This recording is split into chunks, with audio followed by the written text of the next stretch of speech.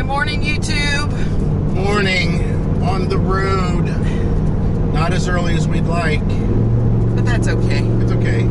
It's almost 10 o'clock. Yeah. That's way late, but yeah, we'll still arrive at probably 2:30. More day. Yeah. Now, my won't for a Harley. Sorry. What have you been up to? I've been riding on a daydream. So one thing that we always forget as we're still in South Carolina and heading into Georgia is the whole southern speed of things. I'm not talking about the speed on the road, which is kind of funny because you would think with as many people that travel at a pretty good clip on the highway that you would find that same enthusiasm in the workplace because they want to do something, want to get something. I don't know. It's just a different speed down here. It's Slow. Right. It's yeah. I mean, Relaxed. we watched the guy in front of us at the gas pump when we pulled in. Like, oh, okay, well, he must be in pain, I guess. He had the gas cap door open, and he comes sashaying out of McDonald's.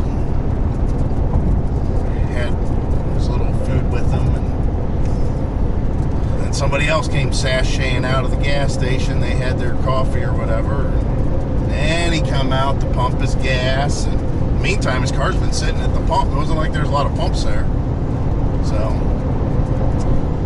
That's kind of rude. Yeah, but You shouldn't do that. you're moving at a different speed. Get your that's gas all. and move. Yeah. We're going to central northern Florida. It's not that far. It's about an hour south of Jacksonville. We'll be there for about 10 days, I think. Is that right? About 10 days? 2 weeks. 2 weeks, okay, 2 weeks, good. So it'll give us a little bit more time to explore a little bit more. I don't have the camera turned around. They got their Whoopsie. skid steer stuck in the ditch. But it's it'll be nice to just kind of hang out for a couple weeks again in an area that I've Never been. well, it's not necessarily true because we were kind of in that area when we stayed in Palatka. If you guys remember, it's south of Palatka. Matter of fact, we got to drive through Palatka to get to it, which is a pretty nice drive. That's a nice area. We like that area. If it wasn't for the fact that it does get chilly in the winter. I mean, it gets chilly in the winter. Other than that, I think that we would probably think that area might be something we would want to do. It's not, it's 45 minutes to an hour from the beach. It's not far from Jacksonville. It's not far from St. Augustine. It's not far from the Panhandle if you want to go over to the Gulf Coast. I mean, there's a lot of pluses there. It's a different type. It's a country living there. That's for sure. But The economy doesn't seem like it's that great there. Yeah. It doesn't seem like it's growing very much, though. Right. That's the bad part of it. Right. So we'll keep on exploring. But we're definitely going to be in Florida today. So hallelujah. Well, we're in Florida, and we're going to be here until May. So that's a long stretch of time to be somewhere, in one state. Especially our last 4 months or 3 months. Let's see, January, March, April, 4 months. We're going to be in one city, one location. That's not true because we're going to be traveling still. We're going to have a base camp, I guess you could say, at that point, and hook up and go whenever we feel like it. but coming back to that same place again. So the deal is the Welcome Center, the Florida Welcome Center. We pulled in here. A couple things. First, we were going to go do what's it called? Blue Beacon, and get the truck and the trailer washed. The trailer hasn't been washed in a long time. Now, the last place we were at, they were kind of expensive. They said if we paid them $20, we could wash our rig at the campsite. That's too expensive. That's too much. Usually these places, it's like an extra $5 or something like that. $5 a vehicle if you want to wash your vehicle. Some of the places don't care either. I don't know what our next stop's going to be like, but the Blue Beacon was at the at the Love's truck stop, and we fuel up at Pilot because we get a discount there. We have a Pilot card, which I suggest you do the same. It's an RV charge card, especially if you have a gas vehicle. Now, if you have a diesel, there's all kinds of fuel programs and savings that you can do, but if you have a gas vehicle you're towing, we like that Pilot. Now, I know other people have, Sunoco cards and probably a Love's card or something like that too, but Pilot Flying J, we've always used that for fuel. So when we went to the Pilot Flying J to get fuel, the Love's is on the other side of the 95, and they're the ones that had the Blue Beacon. Well, we thought about picking up some food while we were waiting in line at Blue Beacon if we did do that. And the more we thought about it, we're like, I don't think that's a good idea. Let's just head out of here. Once we fueled up, let's just head out. And it was busy. It was starting to get busy. Just the traffic in general, because we're kind of funneling into Florida at this point. We're getting real close to that. And Florida Welcome Center, thank you.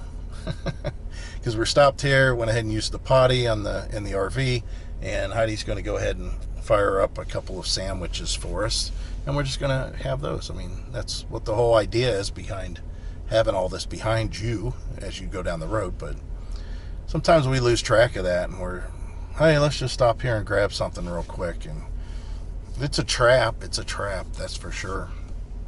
Sometimes it comes in handy, but that's what we're doing. We're at the Florida Welcome Center. Welcome to Florida, guys. And who knows what will happen. Oh, my word. We had some... I've got to put in this clip.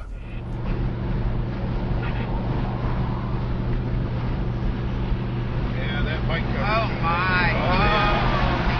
Oh, yeah. That's untowable, baby. Well, the Tundra. Yeah, that might go. Oh, my. Oh, yeah. That's untowable, baby.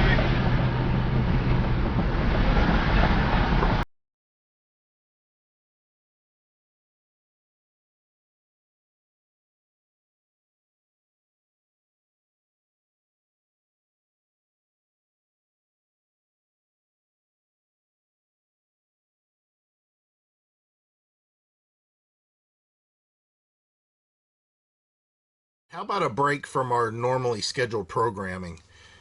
As I'm editing this video, I decided to analyze it a little bit further.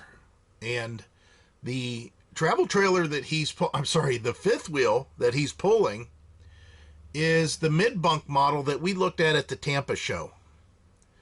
Now, the hitch weight, what they call the pin weight, on that specific floor plan is 1,588 pounds.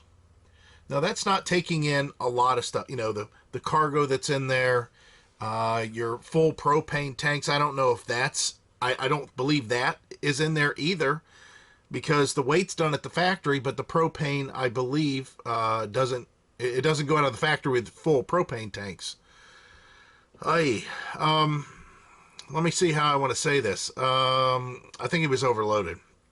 This is the fifth wheel that I would feel comfortable towing with our F350 gas engine that has a 4,000 pound payload, and I wouldn't go above that much more. Even though the truck could go up to 15,000 pounds for the trailer weight, I think that I would love for it to be 10,000 pounds, but I would do up to maybe 13,000 at the highest. but 12,000, I feel pretty comfortable there. So if you don't know this, almost all the Rockwood fifth wheels, the super light or ultra lights, and when I say Rockwood, I mean Flagstaff, they're the same RV, just little differences. The model that he was pulling behind that vehicle had, like I say, a pin weight, an empty pin weight of 1,588 pounds, and an unloaded vehicle weight of 9,662 pounds.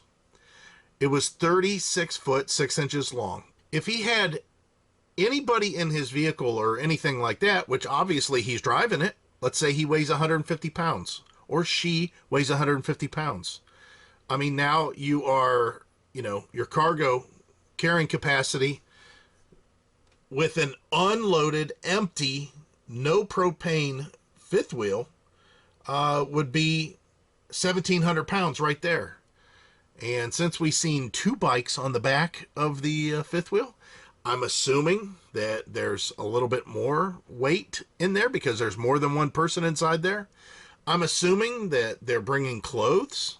I'm assuming that they've got propane on board. I'm assuming they have a battery in there. I mean, I'm assuming a lot, but I think it's most likely that those things are true, and that's actually something that they're doing. So I think that they had roughly 1,900 pounds cargo in their truck. 1,900 pounds. I don't think that's an unreasonable amount to think, because it just the way the thing looked. So let's go to a brand new Toyota Tundra. Now, the reason I'm going to a brand new one, I mean, his might have been a year old. It might have been 2 years old. Almost all these trucks, payloads, carrying, the carrying capability of the trucks get greater every year. They don't go backwards. So if he had a 3-year-old Tundra, these numbers that I'm getting ready to show you might be actually worse than what this one is that I'm going to show you. So here we go. I just Googled it real quick. You've got a payload capacity of 1,520 pounds to 1,730. Now, I'm going to tell you the 1,730 pound payload. That's most likely a 2-door, not an extended cab. It's probably a 2-wheel drive. It's probably, pretty basic, pretty stripped out. It could be, a different engine option, maybe a smaller engine potentially. I'm thinking that one's payload capacity is probably in the middle here somewhere. So let's say 1,600 pounds. So cargo carrying capacity, that's what payload is. I just said that he was probably at 1,900 pounds. And even if his truck was outfitted without a crew cab and had the most basic tow package available in there, he's over his payload by at least 200 pounds. And, that's wrong. Not only that, if you go back, here's the unloaded vehicle weight, 9,662 pounds. Well, again, I'm assuming that he has maybe 300 pounds worth of stuff in his... That's pretty safe, right? Maybe he's got 300 pounds worth of stuff inside of his RV. Considering his propane tanks are full, he's got a battery in there. He's bringing clothes. I'm sure he has groceries. So let's say 300 pounds. So 9,900 pounds. He's 9,900 pounds. Then he added the bike rack on the back with the 2 bikes. He's at 10,000 pounds. That's the maximum tow rating that a 2021 Toyota Tundra is listed here. 10,200 pounds. Well, I'm going to say that as soon as you add the crew cab, that's going to take away from your total, ability to tow. So I bet you he's closer to about 9,000 pounds for his tow capacity, what he's able to tow. He was over, and you could tell. All right, let's get back to the movie now. Just do your homework. Let's just say that. I don't know what their situation was, but they were towing a fifth wheel with a Toyota Tundra, and Man, it was, of course the road was kind of bouncy. We bounced a little bit too, but I bet you their lives flashed in front of their eyes, some of the stuff that was doing to their truck. And the thing was, it looked like that they had put airbags on the back of their Tundra to lift it up because it probably squatted so much. And they had bicycles on the back that I think were just bolted to the bumper. I don't know what the deal was. I didn't really see that. But nonetheless, all right, Heidi's bringing me my sandwich. We'll say hi to Heidi and then eat our food, and we'll get to where we're going, which should be pretty soon. Say hi to everybody. Hello. We're having our bologna sandwiches. Awesome. Okay, we're heading out and, well, eating our food first. Then we'll head out. We'll pick it up later. One of the requests that I had from Rich, was that who it was? I believe so. Rich. I think it was Rich. Was something about towing weights and stuff like that. Now, there's a lot of videos on YouTube that cover a lot of that, that information. But I'm going to sum it up real easy. You need to do what you feel comfortable. Some people are towing stuff that I would never tow with vehicles that I would never tow with. It's just, I want to do it. Not saying it's unsafe, but everybody's situation's different is the problem. So, general rule of thumb, and this is covered by that other RV guy, the big truck, big RV guy. I watched his video there, and he basically said that, look at this. Huh. Oh. Amazing. Amazing. You want to flip that around? Oh, look at this guy. Oh my God. He just decided he's He getting didn't over. need to get over. He could have waited. Well, the thing is he turned on the turn signal, and I flashed my lights at him to let him over. He decided he didn't want to get over in front of me. He wanted to get in front of that car. Whew, that's a good one. Okay, Garmin.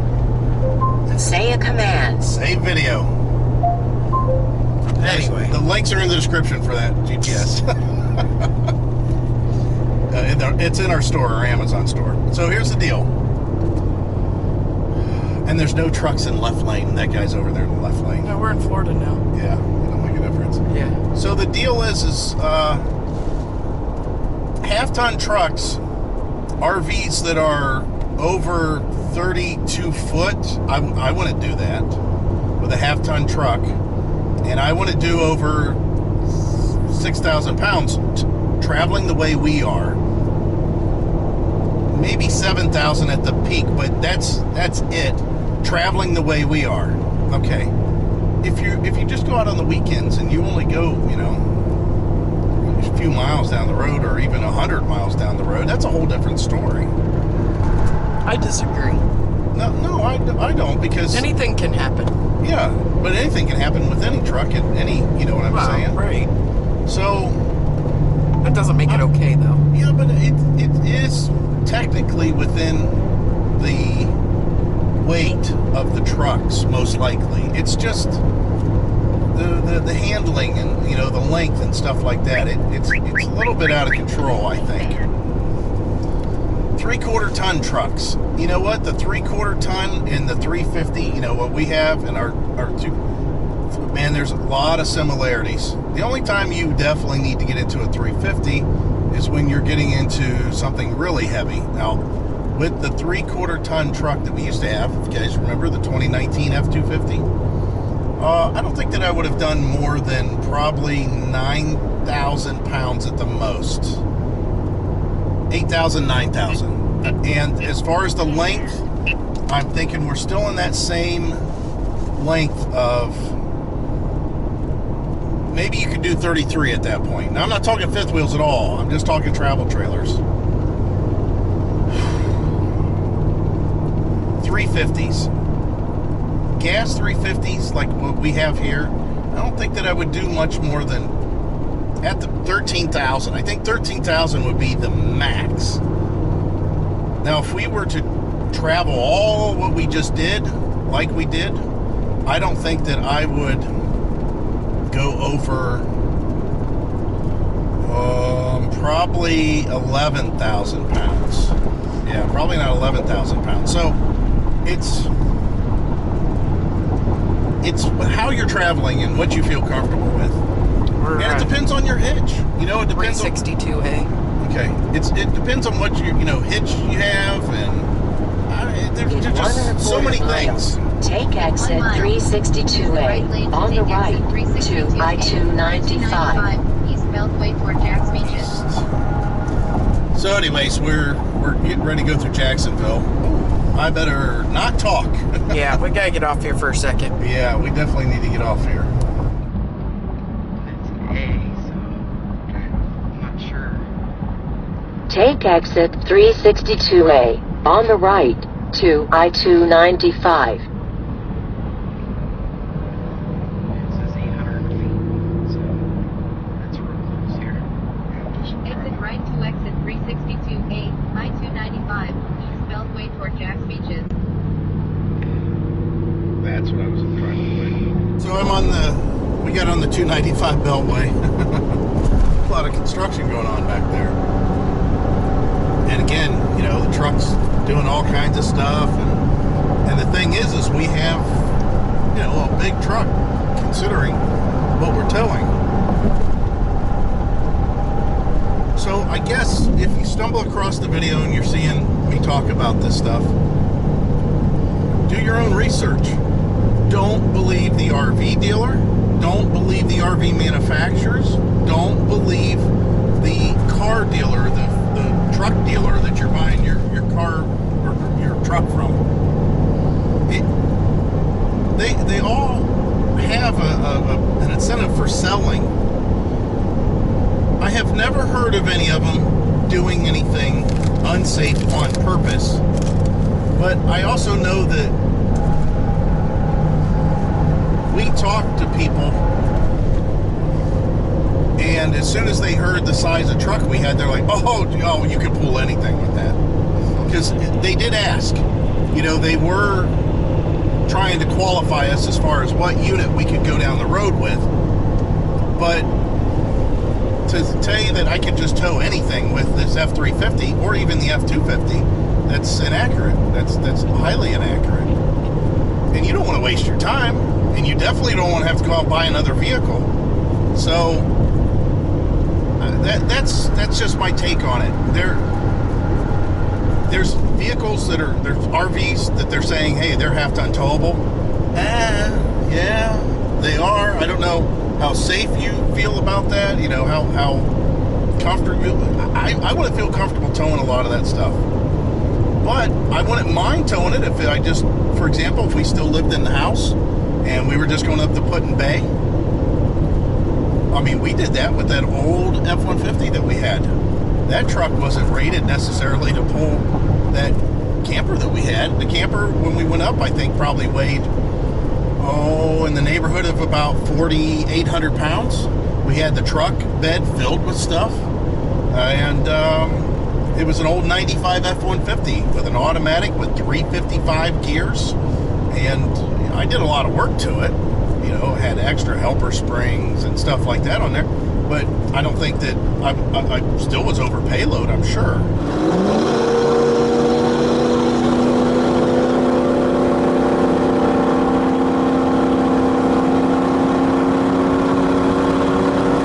3/4 of a mile, keep right to Ohio 2 West.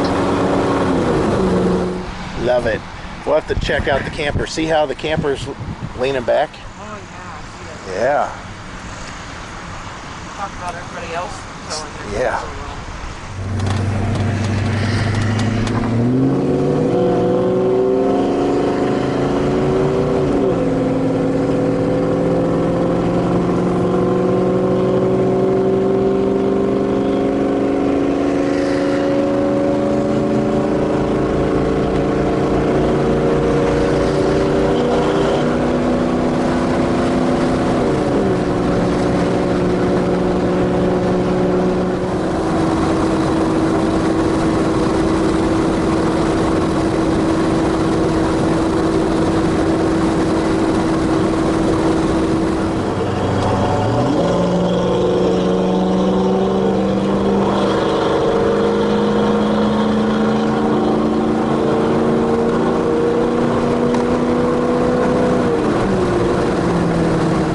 trips that we took, we knew we needed another truck, but it still got us there. And it did it safely. But that's definitely something you have to research. You have to get somebody knowledgeable and be sitting right across from them and ask them, hey, I plan on doing X amount of trips a week. I plan on driving no more than so many miles. I want to know if I can tow this RV. This is the truck I have. This is the tow package that I have. This is how the truck's equipped. This is all the stuff I'm going to haul. All that is got to be something that you know, all aspects that you got to look at. That's all there is to it. So Heidi's going to turn you around. She's bouncing you anyways. Yeah, this is and they're not even working. Uh-oh, I ain't going to make it. Get out and push. Kick it down. Maybe they can't find anybody to... All of a sudden we're in Colorado again. Yeah. Don't see any... Well, yep, it looks like they're working on some boats out there. Offloading the... Well, there's a lot of shipping containers on shore there. I know, but there's not a lot of movement. So, we don't have an answer for that. Yeah, this whole shortage stuff we keep on seeing, I don't know. They said Christmas is going to be rough. We made it. We actually been here for, I don't know, probably 2 hours now. Maybe not that long. Maybe only about an hour and a half. We ran up to a Mexican restaurant and grabbed some local food and then came back. We started thinking about, we want to cook in here, and the air conditioning was catching up. It was kind of warm inside, and I said, listen, let's go check out the area, get an idea where we might be able to ride our bikes, which kind of limited. I mean, we can ride them, but we got to go out and travel for 1 mile on a road that's 60 miles an hour, and it might be a little tough. And there's no reason why we can't take the truck on this road. It's pretty rural, to tell you the truth. But Heidi will take you guys outside, show you what our site looks like. I'm going to tell you ahead of time if she doesn't tell you. This site, for it to be asphalted and everything, it was one of the hardest sites that we had to pull into, because it don't get me wrong, I think the campground's pretty darn nice. I think the people that are running the place, I think what they're doing is they're recovering it from a bad situation, from what I can tell. And that happens a lot. You run into that a lot when you're traveling. So where are we at? We're at Cherry Blossom Campground in Crescent City, Florida. We're going to be here, Heidi keeps on reminding me, I say 10 days. She goes, no, it's going to be 2 weeks. There was some potential fishing that we might be able to do in the area. I think we might wander one day into Crescent City and explore that. It's old Florida, it's an old Florida town. We'll get some details on it if we do go in and explore a little bit further.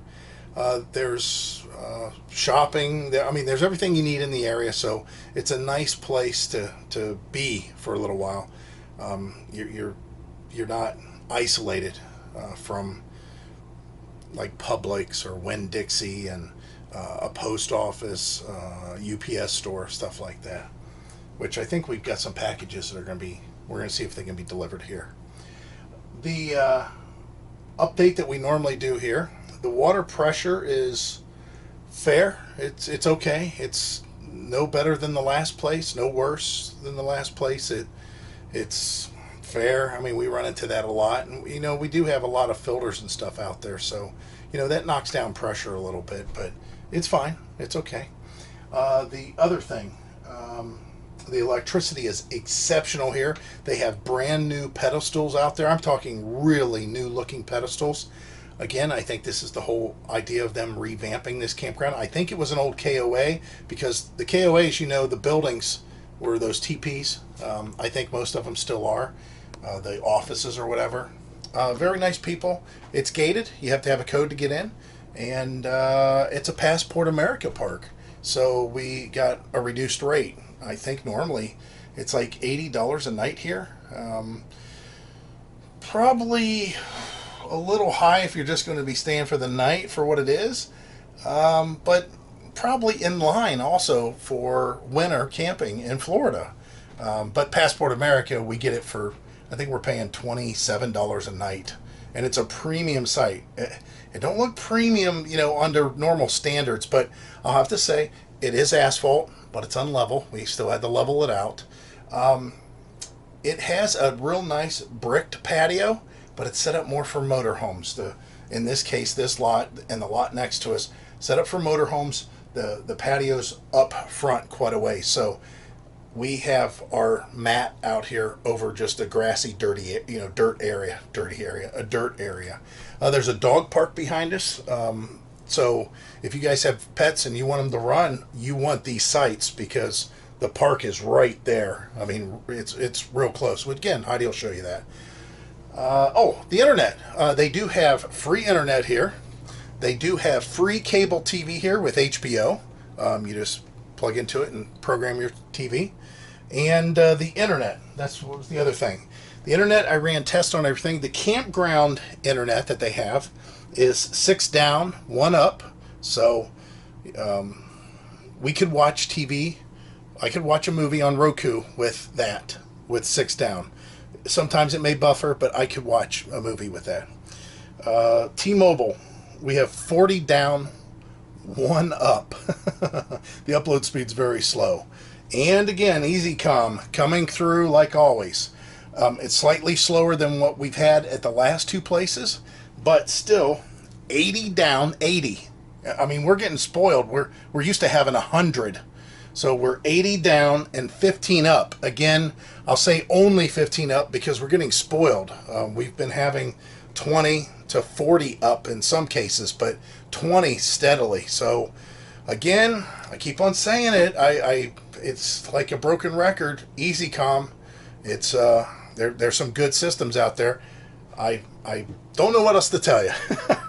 But we have good internet. That's the best part. I mean, we can actually do something with that. That's fantastic. It's really like not having any kind of a disadvantage when you're on the road. It really isn't. It's like having Spectrum hooked up to my RV everywhere we go. Although you can get faster with some Spectrum in some places. So that's my little spiel here. We'll go ahead and hand this off to Heidi. Let her walk around and show you what the site looks like. And you'll get her thoughts on it.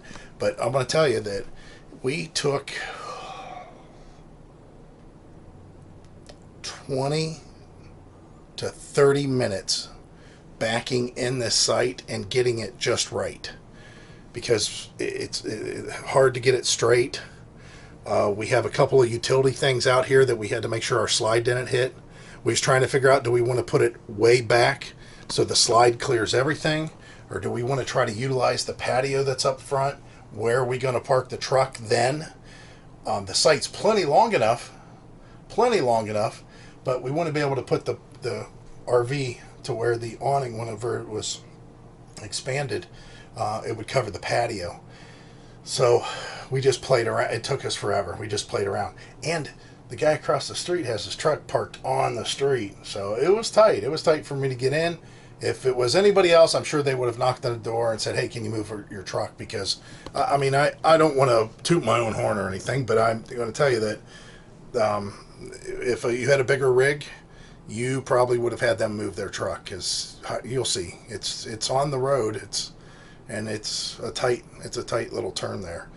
But I like it so far. It's pretty quiet, and like I said, people seem to be pretty decent. They do have a 10-year or newer rule on RVs, so this is one of the rare exceptions. We've only run into that, I think, maybe 3 times with all the traveling that we've done, that they wanted newer units in here. You will still see older units in here, but they have to be okayed. I'm going to tell you right now, there's an Arctic Fox that's across the street from us, and kind of to the left. It's what they call kitty corner, however you want to say it. And man, that thing's beautiful. It is so clean and polished up and shined up and bright white. Everything on it's really white. It's very clean. That looks really nice. But there's some other units in the park that are older, but they look like they're in pretty good condition for the most part. Well, like Michael said, we've arrived here at Crescent City, Florida, and I'm going to show you our site and how nice it is.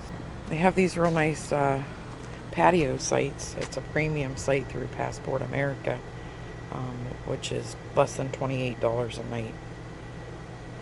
There is some tax on it, so maybe it's less than $30 a night. But yeah, it's very nice.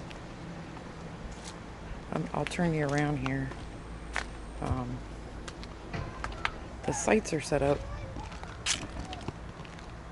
for, I would say, for motorhomes, because unless you want to enjoy the patio, you'd have to put your travel trailer or your fifth wheel clear up here. Well, that's not going to work for us. So, hello, how are you? So I'll just show you. They do have cable here, and everything hooked up good, no water leaking. It's funny how the water's set up different every time, but we do have our water softener and our water filtration device hooked up. We do have a dog park, which is pretty nice, minus it's right behind us. That's okay. It's a very nice park. Be able to see the sunset. And yeah. So we're going to be here for a couple weeks before we head to Daytona. We'll show you a lot more of the park.